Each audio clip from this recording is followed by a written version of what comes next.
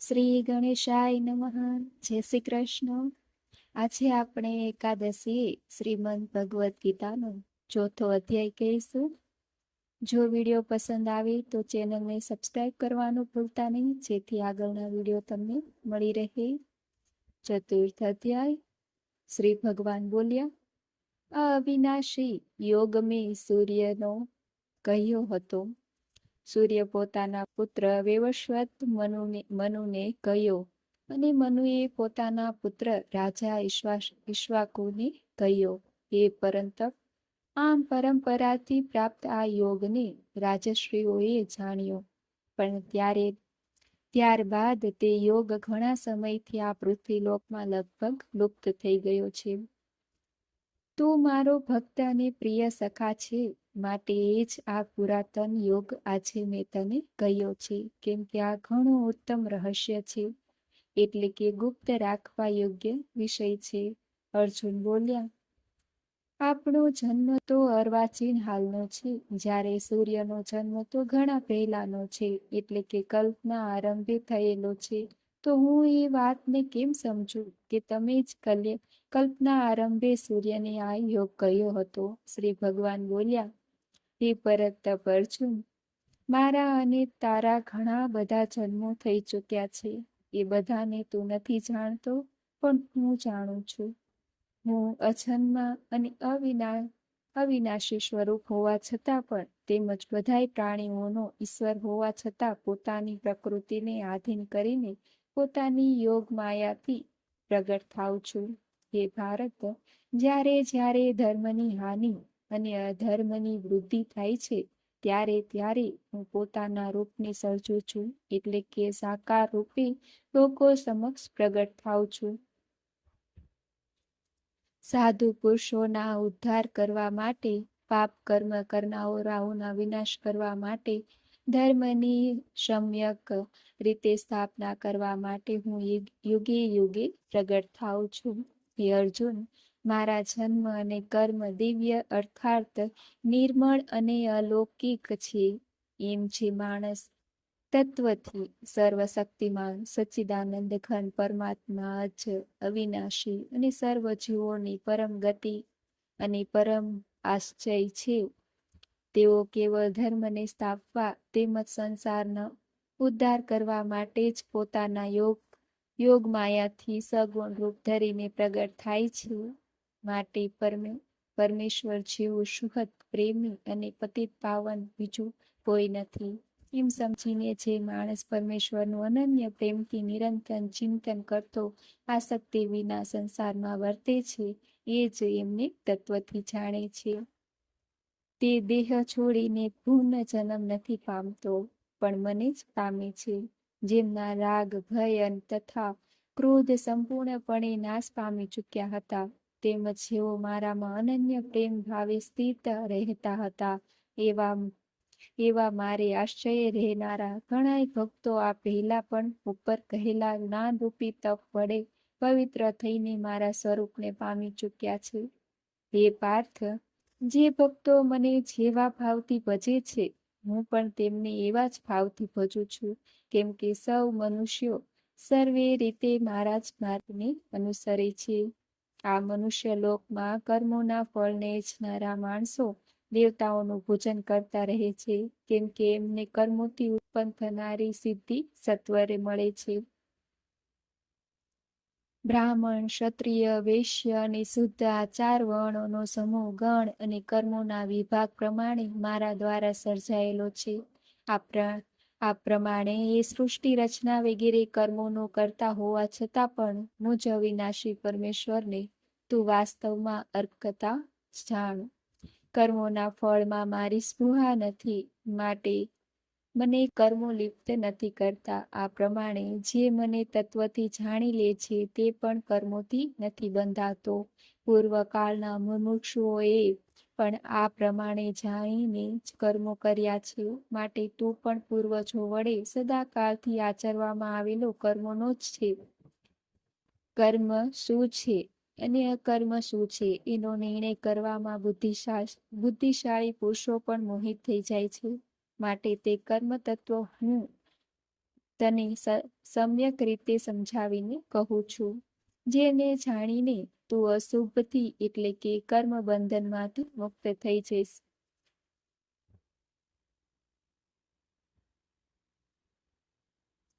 કર્મનું સ્વરૂપ પણ જાણવું જોઈએ અને અકર્મનું સ્વરૂપ પણ જાણવું જોઈએ. તેમજ વિકર્મનું સ્વરૂપ પણ જાણવું જોઈએ, કેમ કે કર્મની ગતિ અતિ ગહન છે. જે માણસ કર્મમાં કર્મ જુએ છે અને જે અકર્મમાં કર્મ જુએ છે એ માણસ સંઘળા માણસોમાં બુદ્ધિશાળી છે, તેમજ એ યોગી સમસ્ત કર્મો કરનારાઓ છે.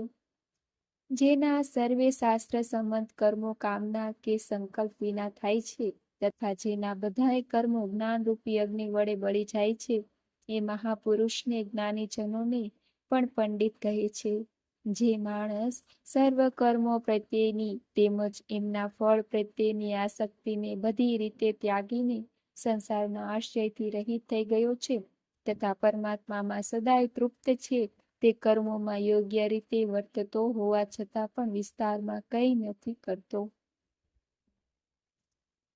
જેને કશાયની ખેવના નથી, અંતઃકરણ અને ઇન્દ્રિયો સહિત જેણે શરીર જીત્યું છે, તેમજ સંગળી ભોગોની સામગ્રીનો જેને પરિત્યાગ કરી દીધો છે, એવો સાંખ્ય યોગી કેવળ શરીર સંબંધી કર્મ કરતો હોવા છતાં પણ પાપને નથી પામતો. ઈચ્છા વિના આપમેળે મળેલા પદાર્થમાં જે સદાય સંતુષ્ટ રહે છે, અદેખાઈનો જેનામાં સર્વ રીતે અભાવ થઈ ગયો છે, હરખ શોખ વગેરે દ્વંદ્વોથી જે સંપૂર્ણપણે અતીત થઈ ગયો છે, એવો સિદ્ધિ તથા અસિદ્ધિમાં સમ રહેનાર કર્મયોગી કર્મ કરતો હોવા છતાં પણ કર્મોથી નથી બંધાતો. જેની આસક્તિ સર્વથા નાશ પામી ચૂકી છે, જે દેહાભિમાન તથા મમત્વ વિનાનો થઈ ચૂક્યો છે, જેનું ચિત્ત નિરંતર પરમાત્માના જ્ઞાનમાં સ્થિત રહે છે, એવા કેવળ યજ્ઞ સંપાદન અર્થે કર્મ કરનાર મનુષ્યના સમસ્ત કર્મો પૂર્ણ રીતે વિલીન થઈ જાય છે. બ્રહ્મયજ્ઞ કે જેમાં અર્પણ એટલે કે સ્ત્રુવા આદિ ઉપકરણ પણ બ્રહ્મ છે, હવન કરવા માટેનું દ્રવ્ય પણ બ્રહ્મ છે, બ્રહ્મરૂપી હોતા દ્વારા બ્રહ્મરૂપી અગ્નિના હોમવા રૂપી ક્રિયા પણ બ્રહ્મ છે, અને સર્વત્ર બ્રહ્મ બુદ્ધિ કરવા રૂપી બ્રહ્મ કર્મમાં સ્થિત રહેનારે યોગીને મળનારો ફળ પણ બ્રહ્મ છે. બીજા કેટલાક યોગીજનો દેવતાઓની પૂજારૂપી યજ્ઞનું સમ્યક પ્રકારે અનુષ્ઠાન કરે છે, જ્યારે અન્ય યોગીજનો પરબ્રહ્મ પરમાત્મા રૂપી અગ્નિમાં અભેદ દર્શન રૂપી યજ્ઞ દ્વારા જ આત્મારૂપી યજ્ઞનો હોમ, પરબ્રહ્મ પરમાત્માના જ્ઞાન દ્વારા એકાત્મ ભાવે સ્થિત થવું, એને જ બ્રહ્મરૂપી અગ્નિમાં યજ્ઞ દ્વારા યજ્ઞનો હોમ કરવો કહેવામાં આવે છે. અન્ય કેટલાક યોગીઓ શ્રોત વગેરે સંઘળી ઇન્દ્રિયોને સંયમરૂપી અગ્નિઓમાં હોમે છે, તો વળી બીજા કેટલાક યોગીજનો શબ્દ વગેરે સર્વ વિષયોને ઇન્દ્રિયો રૂપી અગ્નિઓમાં હોમતા રહે છે. અન્ય યોગીજનો ઇન્દ્રિયોની સર્વ ક્રિયાઓને તથા પ્રાણોની સમસ્ત ક્રિયાઓને જ્ઞાન વડે પ્રજ્વલિત આત્મ સ્વયં યોગરૂપી અગ્નિમાં હોમી દે. સચ્ચિદાનંદ ઘન પરમાત્મા સિવાય અન્ય કોઈનું ચિંતન ન કરવું, એ જ એ તમામને હોમી દેવા કહેવાય છે. અન્ય કેટલાક માણસો દ્રવ્ય સંબંધી યજ્ઞ કરનારા છે, કેટલાક તપ રૂપી યજ્ઞ કરનારા છે, બીજા કેટલાક પુરુષો અષ્ટાંગ યોગ રૂપી યજ્ઞ કરનારા છે, અને વળી કેટલાક અહિંસા આદિ લોકોતર વ્રતો પાળનારા પ્રયત્નશીલ માણસો સ્વાધ્યાય રૂપી જ્ઞાન યજ્ઞ કરનારા છે. બીજા કેટલાક યોગીજનો અપાન વાયુમાં પ્રાણવાયુને હોમે છે, તેમજ અન્ય યોગીજનો પ્રાણવાયુમાં અપાન વાયુને હોમે છે. તો અન્ય કેટલાક નિયમ પ્રમાણે આહાર કરનારા પ્રાણાયામ પરાયણ માણસો પ્રાણ અને અપાનની ગતિને રોકીને પ્રાણોમાં પ્રાણ જ હોમે છે. આ સંકળાય સાધકો યજ્ઞો દ્વારા પાપોનો નાશ કરનારા તેમજ યજ્ઞોને જાણનારા છે. હે કુરુશ્રેષ્ઠ, યજ્ઞમાંથી બચેલા અમૃતનો અનુભવ કરનારા યોગીજનો સનાત પર બ્રહ્મ પરમાત્માને પામે છે. જ્યારે યજ્ઞ ન કરનારા માણસ માટે તો આ મનુષ્ય લોક પણ સુખદાયક નથી. આ પરલોક ક્યાંથી સુખદાયક હોય? આવા બીજા પણ અનેક જાતના યજ્ઞો વેદની વાણીમાં વિસ્તારથી કહેલા છે. એ સર્વનું તું મન, ઇન્દ્રિયો અને શરીરની ક્રિયા દ્વારા સંપન્ન થનાર જાણ. આ પ્રમાણે તત્વથી જાણીને એમના અનુષ્ઠાન દ્વારા તું કર્મ બંધનથી પૂર્ણ રીતે છૂટી જઈશ. હે પરતપ, દ્રવ્યમય યજ્ઞની અપેક્ષાએ જ્ઞાન યજ્ઞ ઘણો ચડિયાતો છે, તથા હે પાર્થ, સંકળા કર્મ જ્ઞાનમાં સમાપ્તિને પામે છે. એ જ્ઞાનને તું તત્વદર્શી જ્ઞાનીજનો પાસે જઈને જાણી લે. એમને યોગ્ય રીતે દંડવત પ્રણામ કરવાથી, એમની સેવા કરવાથી તેમજ કપટ છોડીને સરળ ભાવે પ્રશ્ન પૂછવાથી પરમાત્મા તત્વને બરાબર ઓળખનારે જ્ઞાની મહાત્મા જનોને તને એ તત્વજ્ઞાનનો ઉપદેશ આપશે.